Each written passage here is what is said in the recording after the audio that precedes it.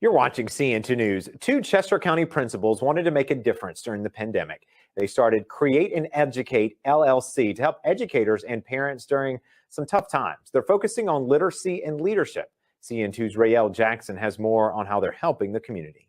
R.E.A.L and Educate, we are a consulting firm that works with educators as well as entrepreneurs. So with the side where we're working with educators, we offer professional development on literacy as well as implicit bias. We work with leaders and leadership teams to help improve schools. They've been surviving pandemic education by offering tips for school leaders, teachers, and parents. We really want to see kids through the trajectory, graduating from high school, ready to go to college or to start a career or to go into the military. R.E.A.L and Educate has multiple community partners in the area that read books to children weekly, discuss literature, and express their support for the education system. Recently, the owners were featured for Amazon's #1 best-selling book entitled Women Who Lead in Education. And so we are super, super excited because we're amongst a family of women leaders who are absolutely extraordinary. So it's an honor to have been asked to participate. And then even more of an honor now that the book has gone on sale and it became a #1 bestseller. So you don't have to be a school leader to have leadership qualities. Collectively, both Tammy Taylor, principal of Great Falls Elementary, and Dr. Sheikah Houston, principal of Chester Middle School, have 40 years of service in education. They have learned the need in their community, and they plan to serve all children in all communities. And one of the things that we enlighten people about in our professional development with literacy is that sometimes it's hard for children to connect to text because they don't see themselves in text. Providing that culturally relevant literature for students, and that's not just African American students, that's all students. Every student at every school should be able to see themselves in a book, in a text, to be able to connect with it. Surviving pandemic education together in Chester, R.E.A.L Jackson, CN2 News. Again, their goal is to help connect educators, parents, community members, and authors each week to help better navigate the pandemic. To learn more about R.E.A.L and Educate LLC, simply follow them on Facebook or at their website. Join Sheikah and Tammy on the collaborative. Let's go! The collaborative. 1, 2, 1, 2. The collaborative. What's that time? On Facebook Tuesday at 7.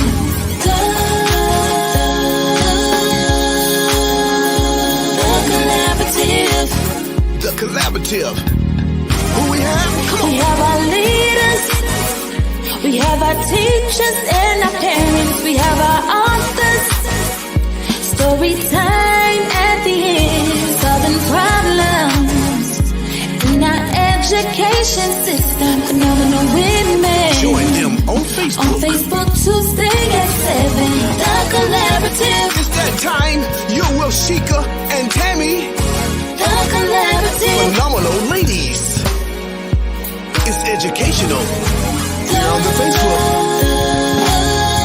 The collaborative. The collaborative.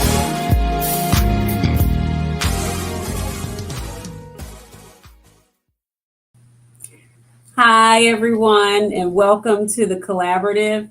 I'm Dr. Sheikah Houston. And I am Dr. Tammy Taylor. And we appreciate you all tuning in and joining us this evening for another episode of the collaborative. Hi, Dr. Roz. Hey, Dr. Roz. You go ahead and greet everybody. Well, hi, everybody, and welcome to the collaborative. We are super excited to have everybody joining us this first Tuesday in March, and we certainly want to pay tribute to all of the phenomenal women who have made this possible for Sheikah and I to have the space. because it is Women's History Month. So we want to honor all of our women and celebrate every woman, especially those women who are actually in leadership. We're excited to have you joining us because we, again, take very seriously the opportunity to have this collaborative space for leaders, parents, teachers, all to come together and voice our thoughts on what is happening in education. Definitely. And normally, and I'm really glad that we have special guests from our district, Mrs. Tanya Moore, who is also Tammy's assistant principal. We are so honored to have her with us this evening, and I'm going to go ahead and bring her up. Hi, Tanya. Hi. Hey, Tanya. Thank you for joining us. We're super excited. Thank you so much for inviting me to the collaborative tonight.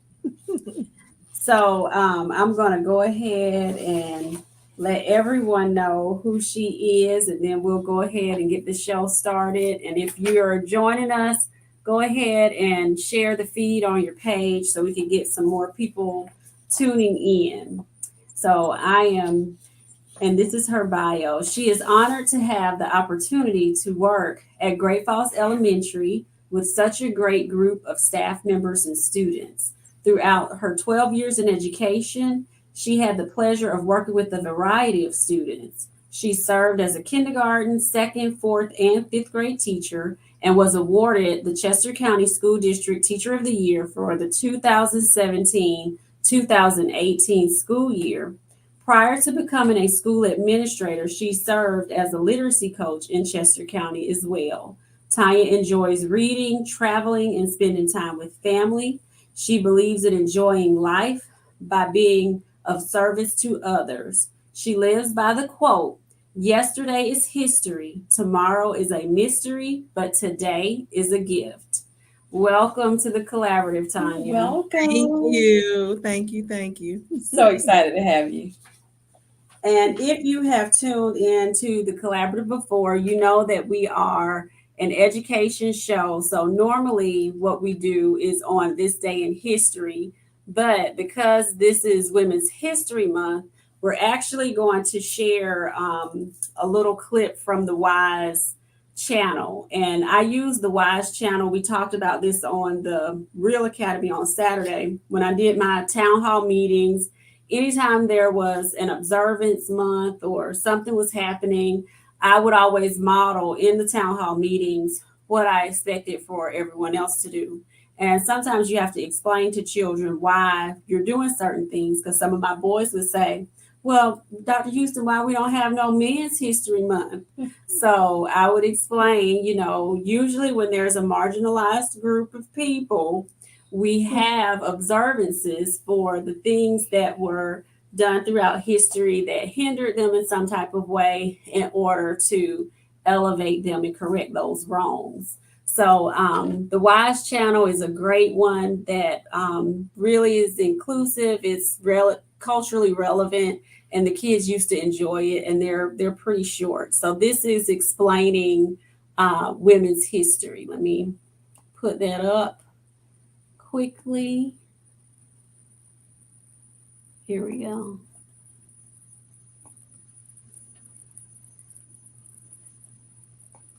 The WISE channel celebrates her story, women who did amazing things. You may be wondering why we celebrate women's history. Well, one reason is because most of the time, history is really his story. Over the years, much of history has been written by men, about men, and for men. In fact, about half the people in the world are women. But at the moment, less than 1% of written history is about women. That's a big difference. But it makes sense because in many subjects, we learn more about the accomplishments of men than women. In American history, the Founding Fathers. These men built and created America. The Founding Fathers are important. But what about the Founding Mothers, who also helped create and build America? Inventors? The Wright brothers. These men invented the first successful airplane. Yes, but what about the great inventions made by women? Civil rights? Martin Luther King and Malcolm X. These men led the civil rights movement. But hundreds of women also led the way. This picture of America is his story, but his story is not the whole story. For every history-making man, there is at least one history-making woman. That's why it's important to also learn her story. In March 1982, America celebrated the first Women's History Week, which later became Women's History Month, a time to celebrate the amazing things women have done and continue to do in America. Learning about and celebrating these women all year long helps us to see the whole story of history. It shows girls and boys that women are just as strong, smart, and brave as men. It also reminds us, once we add her story to his story, together we can learn our story. Let's talk. Why do you think we learn so little about women in history? Is it important to learn more? Why or why not?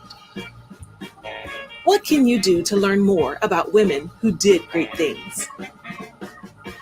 Have you subscribed to the WISE channel? If not, do it today so you don't miss out on our new videos. Have a great day. Bye.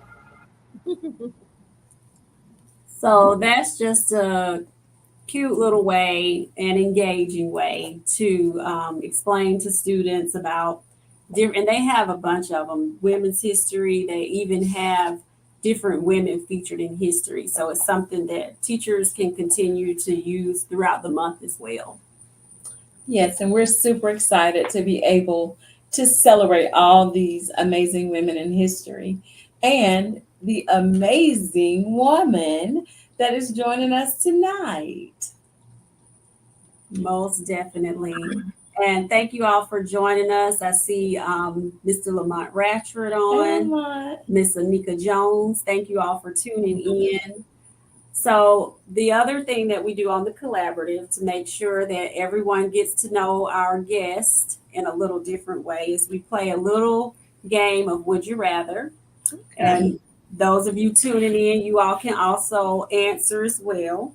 So, Ms. Moore, would you rather have 6 months of spring or 6 months of winter? Probably 6 months of winter. Really? I'm always hot, and so winter, I kind of do better in the winter time. I'm definitely a sun girl, so and I know Tim like the winter. I really actually like the winter. It's like I get bundled up and stay inside. Oh my gosh. I should have known. And anybody who eats ice. I'll eat. So would you rather spend a bunch of money on your wedding or on your honeymoon? Definitely honeymoon, because I like to travel, and yes, and all of it be for us. Honeymoon. I agree. If I had to do it again, I would do honeymoon. Definitely. Spot on. And I like to travel too. And the last one is, would you rather go back in time and meet your ancestors or in the future to meet future relatives? Probably ancestors. I would like to meet those that I never met to get a better idea of where I come from, to learn more about myself. And I can always share with the people in the future, once I learn. So probably ancestors. Okay. And I usually pick future. I'm an ancestor. Yeah. I like to be ancestors. Yeah. But thank you. We appreciate you engaging. Oh my gosh. Mr. Ratchford is one of these traditionalists from the church that stuck on the white usher shoes. Definitely Crocs. Thank you. Crocs. Yes, ma'am. We are a Croc generation. Thank you. The new and church. Mr. Ratchford and I went to school together. Oh, really? Yeah. I didn't know that. How about that? High school. Small world. So you know how ridiculous he is. Amazing guy. We are so thankful for him. We are. Yes. So we are she is joining us tonight to tell us about the R.E.A.L. framework. But before we get started, tell us a little bit about your background, Tanya, and what brought you into education.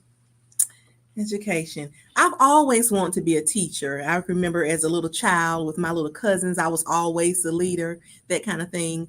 And when I was early in life in kindergarten, I went to school and I didn't see any Black teachers. Like I had white teachers in kindergarten, but it was the first day of my first grade school year when I walked in. And there was this Black teacher that was standing there at the door. And I remember thinking, oh my God, she's my same color. Is she a teacher? So I went up to her because she wasn't my teacher. And I asked her, are you a teacher? And she said, yes, I am, young lady. And you can be a teacher too, when you grow up. And I would remember watching her around the school. I could not believe that the Black lady was a teacher. And so at that point, it put something in me to know that even little Black people can be something and be a teacher. And so I thank God for her. Miss Veal is her name. And I tell her now how she was an inspiration to me. And she was the one who let me know I could be a teacher. And so I held on to that for years.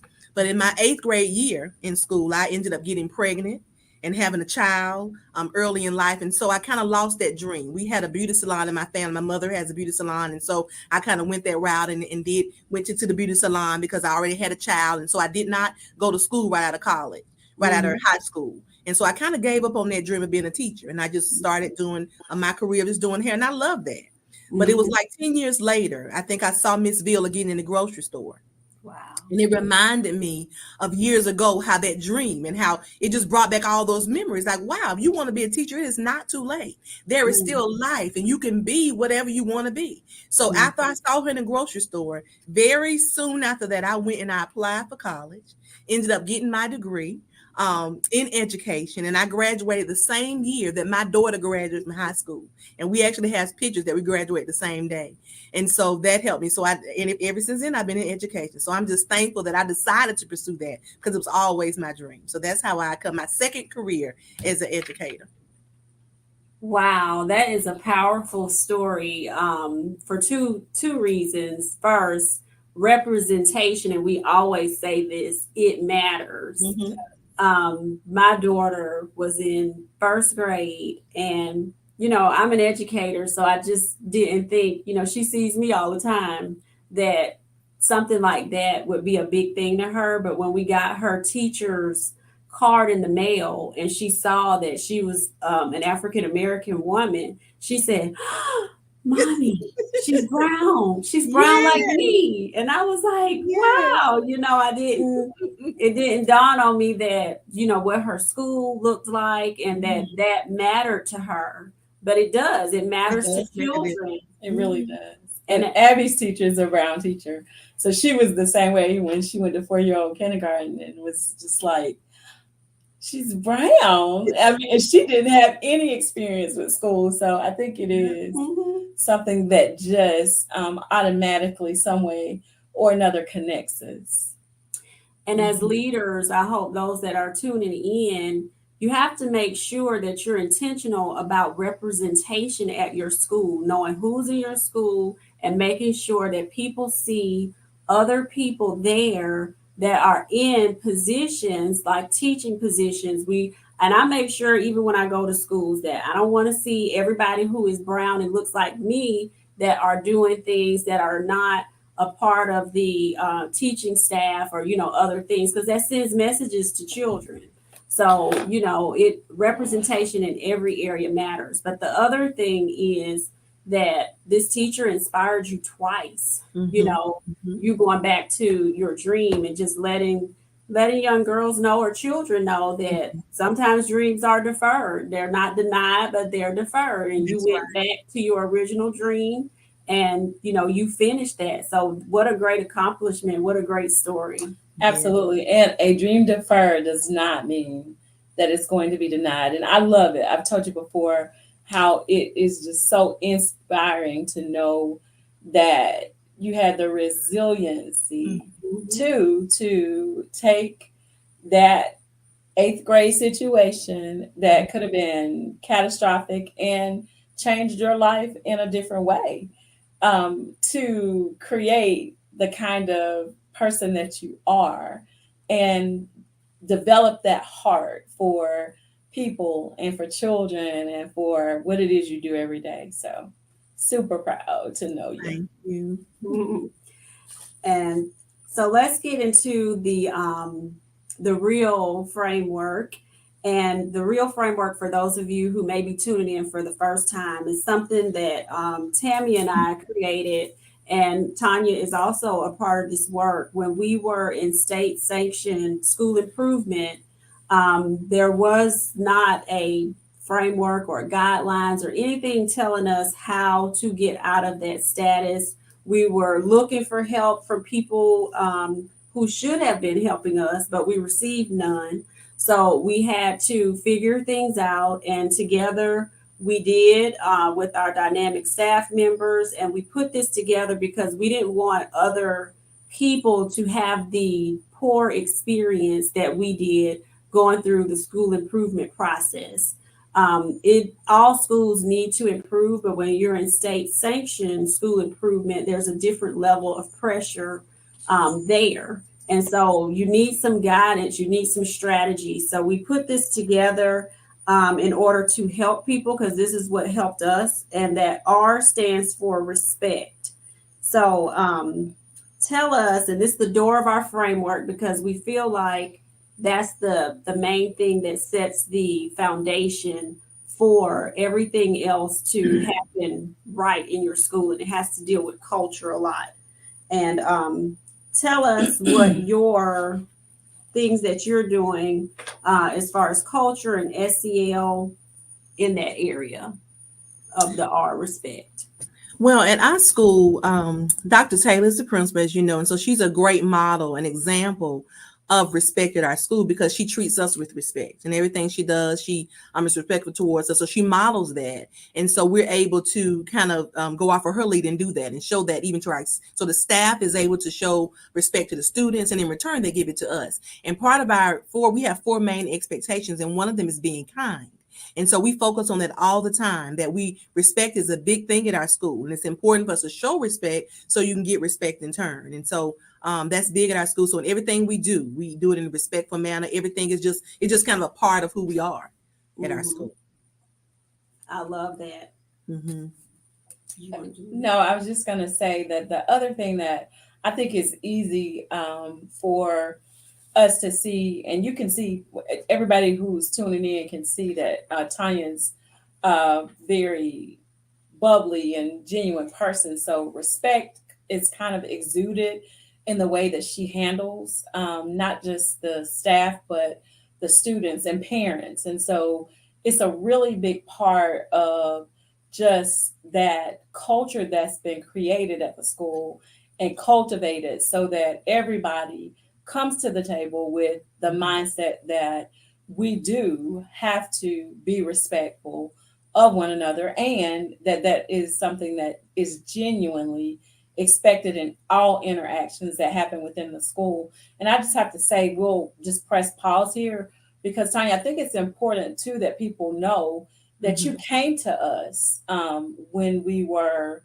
already identified and in state sanctioned school improvement. So that also speaks to who you are, and not shying away from the work that it was going to take to help us to get through that process. So kudos for that, because you came in to a situation that you didn't have to come to. So I am very thankful that you considered Great Falls Elementary worthy of your expertise that you were bringing, as well as the heart and passion that you were going to contribute to what work we were doing at the school. Thank you. And Dr. Taylor, you have really been a great model for me, because there are times when I've been able to sit on in tough conversations that you have with staff, but you're able to do it in such a respectful way that you may really be kind of chewing them out, but they don't even realize it, because you do it in such a I'm like, did she just really say that? But it's okay, because you're being respectful. So I'm just so glad that you are my mentor, that I can train and learn from you. So I'm really learning. And so hopefully when I have tough conversations, I hope that I'm showing the same level of respect that I can see in you. So thank you. And sometimes those crucial conversations are necessary in order to grow people. Yes. So you do have to be comfortable in that, but you also have to have things in the tank with them for them to receive what you're saying as That's well. true. So that respect really comes in there. That's right. And we take for granted that adults know how to model that, but sometimes you have to build that capacity, because you can be in buildings sometimes and people will go by each other and not even speak to one another. And we say we have to model that. If this is our children are watching, we can't do business this way. So that respect it has to be in the culture with everyone. And I think that that's one thing that you can really say at the school is a very strong part of what we do and the work that we've been able to get done, because that mutual respect does exist on a regular, like it's not contrived, and it isn't something that's forced. It's kind of just the way we do business. Right. That's right. So did you want to do the next one? Sure. Tanya, what about excellence? In what ways are you setting high expectations for students and staff? Well, it goes back to the beginning of the year at our beginning of the year retreat that we had this year. Dr. Taylor had us to think about our why. And so all of us, all the staff members had to write down why. Why are we here? Like, why did you choose to be in education? Why are you here at GFE? And so just focusing on that. So all year long, she even had us to write it down and hang it outside our doors and to keep that at the forefront of everything we do. And so just remembering our why helps us to be excellent. So when you realize when we have our PLC groups or our MTSS or our interventions, anything we do, and we realize that our goal is to move the children. We're here for the children so they can be all they can be. So keeping that in mind, realizing our why helps us to focus on that and to be excellent and not get caught up in ourselves or being selfish, but we're here for a bigger purpose to make sure that we're fulfilling our why. And so that's one thing that we're doing this year. Thanks to Dr. Taylor. And so in everything, we have our collaborations that we do as a group in our PLC meetings. I'm responsible for MTSS, so making sure we have our interventions. So in every area, we always go back to our why. What's our goal? We want to see kids to move. So what do we have to do to reach this goal? So I would say the one thing to make sure we're excellent, we remember our why. And that's our focus this year. That is awesome. I love that. And sometimes I've seen a teacher once kind of take that down to like the students, where they would put, he is a math teacher, but he wanted them to remember when math got hard, what they could do to remind them that they could do it. So he put they wrote their own positive statement to themselves and he hung them up on the wall. So anytime they would say things like, oh, this is too hard, he would remember what you said. So, that can also transcend down to the students as well. So I love that. The next part of our acronym, the A, stands for accountability. And we know that without accountability, you really can't expect for things to happen the way you would like for them to happen. Accountability must be there. So how are you all inspecting what you expect? Yes, so we really, like we said, we have high expectations and everyone is accountable. At GFE, like if we know we need intervention, so everybody from our related arts teachers are willing to jump in to help us to make sure we achieve a goal. Everybody is responsible and looking at the why and realizing why we're here at school, and we all jump in to do it. And so that's one way we're doing it. In MTSS, we have checks where we come through monthly checks where we go and make sure the interventions are being held. And in PLC meetings, teachers are holding each other accountable for, working out. So how can we do this? Your kids was low in this area. So what can we do as a team to help build this? So just working together as a team and keeping each other accountable has been working for us this year. That's awesome. And that means that people have taken ownership of the work. So that matters when that ownership is there. They do. And Tanya, the other thing that I think you can just add to what you do to keep us all accountable is we drill down to the kids. Like, you are responsible for your learning. So we include them, and your MTSS, that whole process that you've set up for the school and making sure that work is authentic, and this is not just something that we say we're doing, but you're really looking to see, like, well, what are these interventions? Does the intervention match what it is that we are saying that the child needs, as far as the next strategy for moving them to the next level? So I've seen a lot of that in the work that you've done with your MTSS team and the kids even that are in intervention. So you've done a fantastic job with getting that process started and making sure that that's something with those fidelity checks. Like I know when Shika asked about inspecting what's expected, that's a key component to seeing that these things are actually happening in the classrooms, yes, and checking in on those interventions to make sure that they're happening the way that they should, and the goal setting that's a part of what happens in each class. That's so true. Because during our map time, our students themselves set goals, like their stretch goals, and they're able to look to see where they need to be. And so they're kind of holding themselves accountable. So that's a great part too, because we have our data walls where they're able to see how they're moving. And so they even come, I met my goal today, or I didn't meet, I was 2 points away. So the children are involved in being held accountable for their own learning as well. Yes. Yeah, that's a cool part of, I think, the work that is that collaboration, and you know, that's something that we are really big on. So it feels good to see that actually happening in the building. Moving through the acronym, though, the next part of the acronym is literacy, and of course, literacy includes numeracy and just literacy in all areas, social studies and science, and just making sure that content is happening in the school. What does that look like for you? Well, we have a wonderful literacy coach that helps us and makes sure that literacy is going throughout the school. We have a wonderful media specialist this year that's really working with the teachers and collaborating with them and setting up. I think she's even having book studies with some of the kids. So it's really, literacy is a really big thing. And so just having that component to our school helps us in literacy. So literacy is important. Reading, our students are able to complete reading logs, that they get awarded for, they participate. So that's a big thing, and they really like that. So I think every 9 weeks, if they participate and read a certain amount of books, then they get awarded. So that's one way that we're boosting it. I think last year we had a readathon where they had a race, book race. So we just doing a lot of things, anything we can do to get kids to read.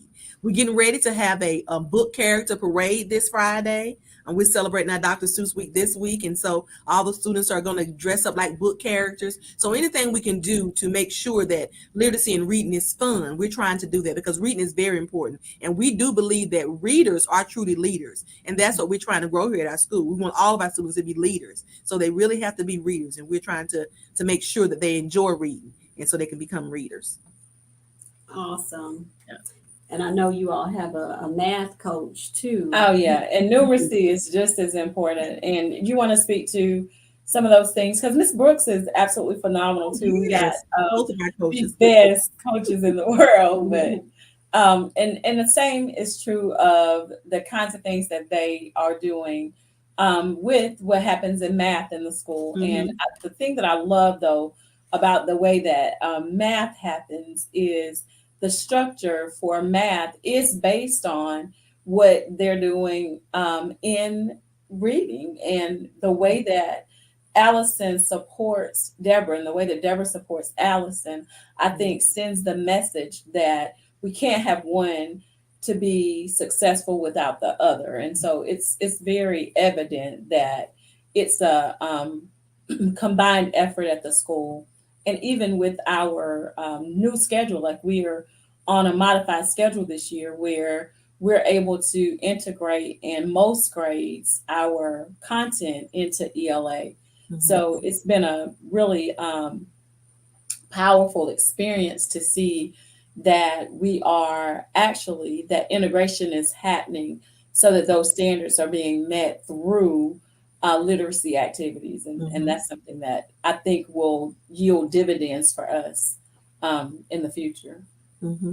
I love that they collaborate. That is awesome. Oh yeah, because children notice those types of things they too. do, and we do have a math and science fair. Like the reason we can speak so um, boldly to what happens in literacy is because it seems to happen like all the time because the kids go to the media center weekly. Now what we do is in the spring they have a really big math and science fair, and we have a real strong GT tire team. Mm-hmm. I mean, we have a lot of great things happening in the area of instruction. We have those expectation guides that we've provided for them, Tanya, that I think also supports the instruction in all areas in the school.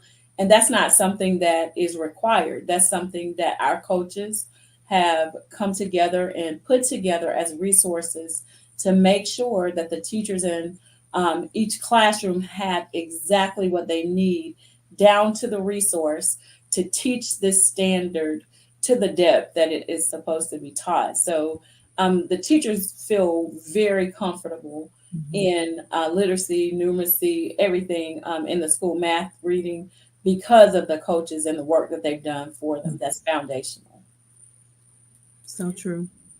That's awesome. And the last L, we have a double L in R.E.A.L. in our acronym. That last L stands for leadership, because without leadership, it's hard to really have anything. So speak to us about the mission, the vision, the systems, anything that relates to leadership that you think is important to talk about tonight. Well, one thing I like about GFE and how Dr. Tate allows us to operate is that she kind of empowers all of us to be leaders. She encourages us to be leaders. Mm-hmm. And like, for example, if you like just, for example, this week it was a teacher or a team that really thought they wanted to do something else. They want to pull a group and do something differently with it. Dr. Tate was all for it. That's fine. We'll work it out so you can pull this group and do that. And so she just empowers us to whatever we need. Again, we're looking at our why and we're trying to be excellent so these kids can reach that. So whatever you need to do, I'm going to help you to do that, to be that leader. And so she worked it out so the teacher can pull that group and do whatever, the teacher felt they need to do to help the students. So, so leadership. So we have been that we have a great leader that remembers her why and that's respecting all of us and helping all of us to be excellent, and we holding each other accountable. We all able to be leaders and to respect our leaders. So we're leaders ourselves, leading our school. So it's just a wonderful thing. And I'm thankful to be a part. I am. That is awesome. And that matters, because when you're not developing people and empowering people, they're not inspired. So they don't do things that, could move the needle. And a lot of times when we push things down, we're not relying on our teachers as experts, and they are the experts. So to empower them, to entrust them, those are phenomenal things that should be happening in leadership. So I commend you both for doing that with your school. And we have great news that we've celebrated. We're going to keep celebrating this news about you all coming off the CSI list. So phenomenal work to you all and all of the staff members. And, I told Tammy before, it took the state 3 years to redo the list, but technically we were off the list the first year after the report card rating went up from unsatisfactory to 2 points from being excellent. So y'all went up from unsatisfactory to good, only 2 points from being excellent. That is unheard of and phenomenal work. So and we have had a question. Put that back up, Sheikah. Okay. It's Darrington Ramsey was asking, what metrics are you using to measure whether your why is being realized in actual concrete outcomes? And there are layers of metrics. For example, we rely heavily on our NWEA MAP scores to determine if we're seeing the growth that is supposed to be observed, or if we're growing beyond that. And fortunately, we are. We have excellent growth with our NWEA, but we also use NWEA's MAP reading fluency as a metric to measure in the lower grades to see how our kids are developing and if the teachers are actually being impactful in the instruction that's happening in the classroom. We also use benchmarks and common formative assessments. We also have, our school has elected to do an additional benchmark that kind of is our pivot for the second semester. And when we get those benchmark results back, we use TE21. And when we get those benchmark results back, that's kind of when they formulate their next plan and they come together to decide what we need to do to get towards that end of the year. And we do have other things besides performance data. And I was going to say, if you're talking about people's personal whys, that comes with reflection. Yes. So we teach our teachers and our staff members to reflect frequently. So you know whether or not your why is being realized when you're reflecting on your getting your results and whether or not that why you came into education or why you're there or why you're doing what you set out to do, your specific goal for yourself, because everyone, in addition to our vision at our schools, in addition to our school goals, people do have their own personal goals. Absolutely. So when we give them that time to reflect, whatever their personal goal is, they determine and reflect on whether or not that has been met or not. And one of the things that we do in that arena is we drill on down to the student level there, so that the kids even help us to understand whether or not the whys are being met, because we are a PBIS school. And so we do actually have our students to reflect on how they're doing, and the teachers reward them with honey money is what we have at our school. And so the kids are able to also take time to see what is happening within themselves and what's happening in those classrooms. And then they're able to use that honey money that they get in our bursary to make sure that they understand how much we appreciate the fact that they too are helping us to actualize those classroom goals that we have for them beyond academics. So it's more than performance data, but basically, and it's just what keeps this real for us is when you're in state sanctioned school improvement, the bottom line always comes back to what that data looks like, which is why it's so important for us to actually invest in the development of the staff and to invest in the development of the students, because that helps us to keep them motivated to do what has to be done when it comes to those end of the year and state tests that tell us whether we're going to be able to come out of improvement or not. And just to give you my personal example, one of my personal goals, it was to inspire my students and staff. I took great pride in being able to do that.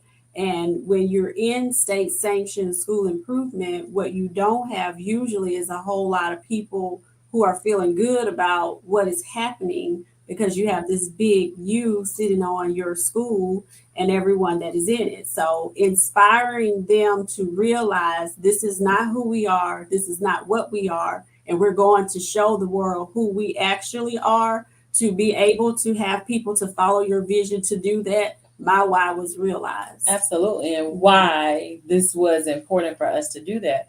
What we're capable of can only be defined by us. Exactly. And so that's a really important part of what we do, and help us to know if that answered your question. Drake Darrington. Hopefully Randy, so. Hopefully that was a good answer to your question. But thank you so much, Tanya. We have enjoyed you, and your story is just so inspirational. I hope people share this out and go back and watch it, even again. So we appreciate you being on with us and just everything that you do at Great Falls Elementary for our district, for our students, but also for young ladies in the community. So thank you. Definitely. Thank you all for having me. I enjoyed being on the show. Thank you so much. Thank you. And you can hang on with us. This is story time now. Okay. And we incorporated story time at the start of the collaborative. We started this back when the pandemic first happened. And so we wanted people to understand the benefits of story time. We didn't want to lose the momentum we had gained with our students with literacy and getting them to read. So we partnered with some great storytime platforms. There is Reading with Miss McGriff. She comes on Tuesdays at 6:45. Read with Carrie Lee. She has a YouTube channel that has multiple stories and authors and great books with representation. Reading with Mr. Lamada, and then Lit Weekend with Mr. Fluellen. So storytime is very beneficial. It helps your child or students understand their sounds, their words, their language. It helps them to learn the value of stories. It sparks their imagination and stimulates curiosity. For older children, it's a great way to connect with them, teach them lessons, and build relationships. Sometimes it gives you that role to be able to talk to them, because now my daughter's, she's older, 11. They don't want to talk anymore. So now you kind of got to pull that talking out of them. And sometimes a good story is a good way to do that. But our quote that we always use by Frank Serafini: there aren't children who hate to read. There are only children who have not found the right book. So we encourage teachers, parents to continue to put books in children's hands, read to them, put on story time, encourage them to read, but just engage with your children.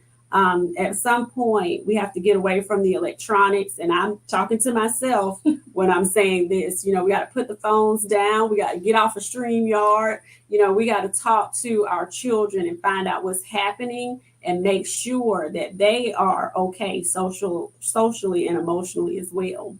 So our story that we're hearing today is from Read with Carrie Lee. And it's A Beautiful Flower.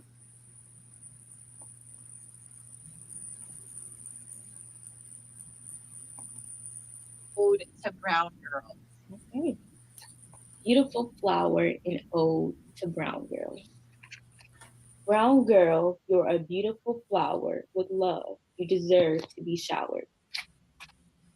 Brown girl, often minimized. They tell you that the only way to be beautiful is to modify.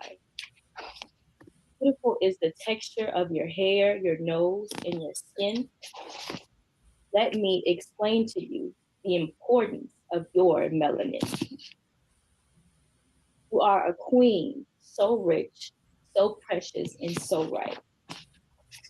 Beautiful you are in every way as your dark skin glows through the night. Your body is perfect with every mark and curve. When you walk into a room, your boldness causes others to observe. Some people say that you are aggressive and rude, but that could not be farther from the truth. They are only amazed because they desire your grace. Your round nose and thick lips are a part of what make you unique. The beauty flows from the top of your head to the soles of your feet. The curl of your hair makes others envy. They even copy your style and call it trendy. You are so gorgeous and so smooth, a lovely reflection in your complexion. Your darkness catches the eyes of others in every direction. Your fearlessness, others cannot deny. You cannot be imitated, even if they try. Brown girl, be confident in who you are. You're a beautiful flower, so blossom afar.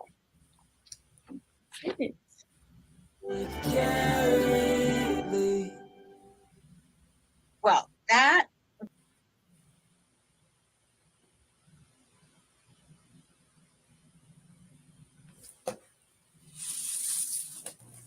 So we hope you enjoyed the story, and we love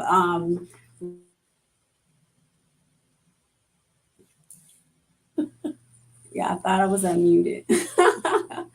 We hope you enjoyed the story.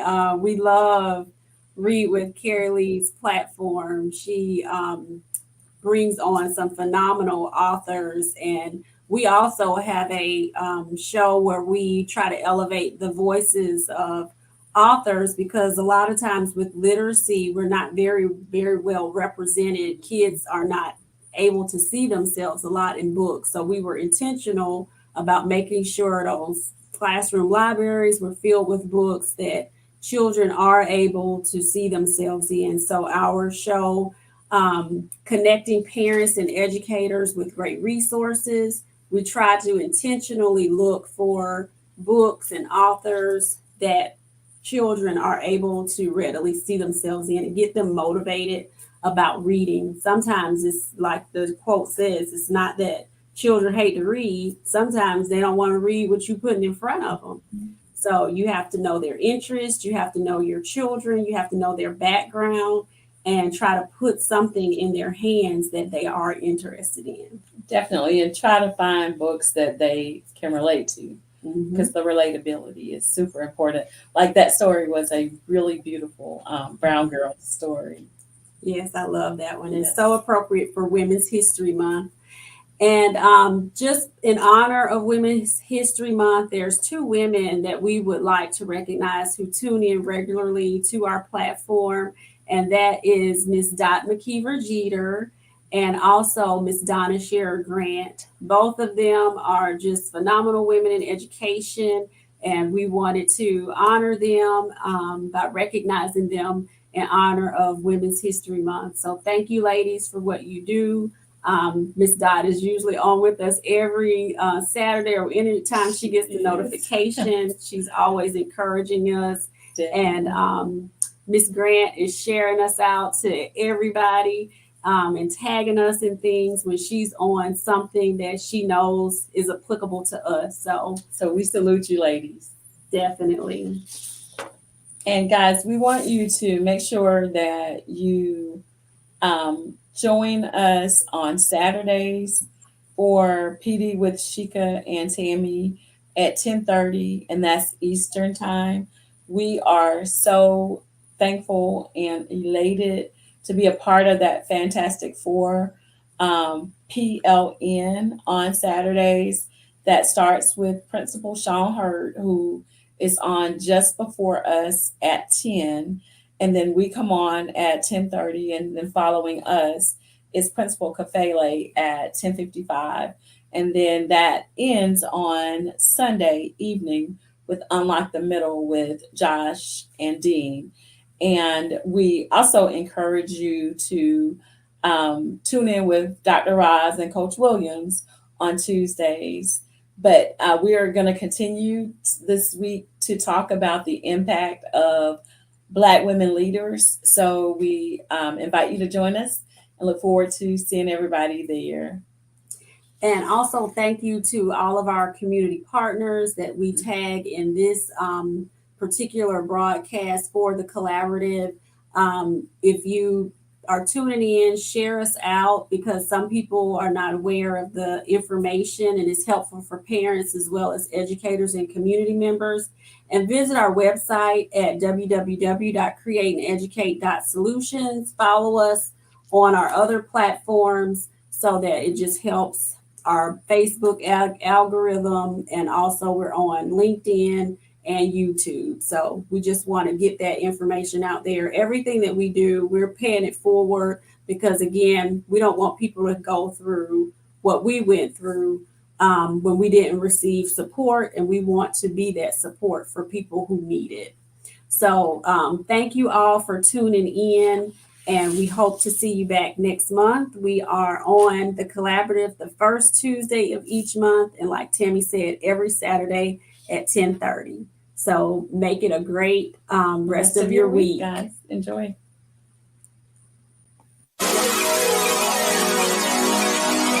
Join Sheikah and Tammy on the collaborative. Let's go! The collaborative. Where 1, 2. The Collaborative. What's that time? On Facebook Tuesday at 7.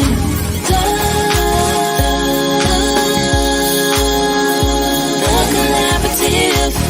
The Collaborative.